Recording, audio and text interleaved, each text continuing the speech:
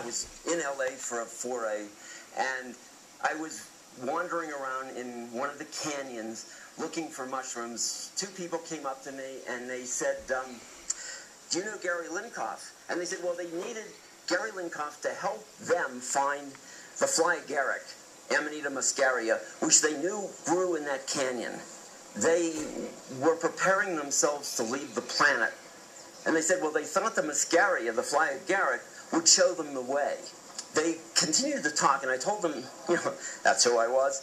And the one guy says, listen, you have to come over to my place, and I've got something I really have to share with you. So I had the night free, and I went over. So I walked into this guy's house, and I was a little nervous because I didn't know them.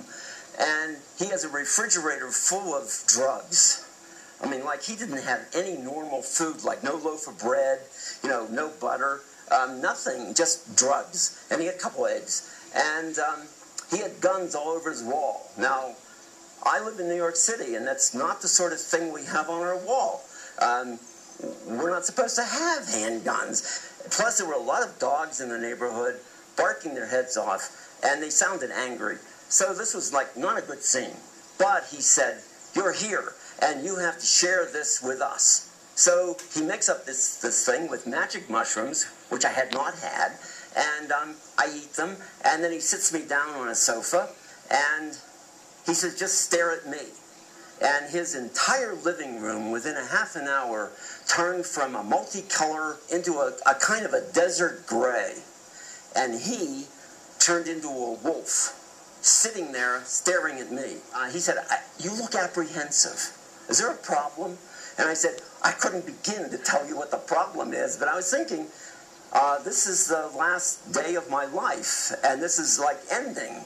He said, just like, let it go. And not being prepared for what was to come, I eventually relaxed. He said, do you see a light? And I said, yes. He says, what color is it?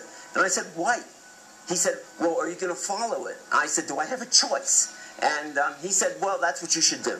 And then the roof opens up over my head, and before I know it, I'm out of my body, and I'm not floating, I'm actually moving. So I follow this thing out, and we are going out into outer space, and somewhere near what he said must have been the Andromeda Galaxy, I was getting cold, and he said, well, why don't you stop by the fire? He said, well, there's a fireplace out there.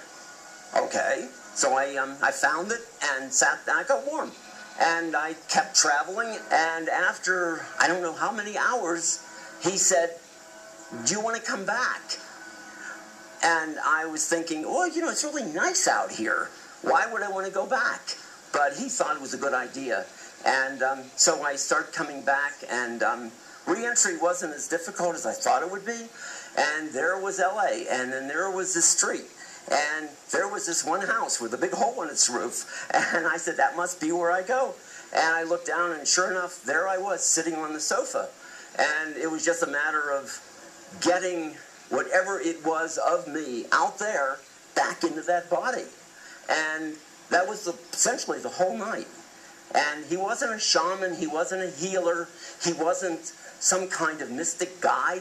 He was just a guy who was in the mountains, who had this predilection for using a refrigerator full of drugs, and he had one he wanted to share with me, hoping, I think, to get me to join them to leave the planet, which I wasn't ready to do, because I wasn't sure they had a real good game plan.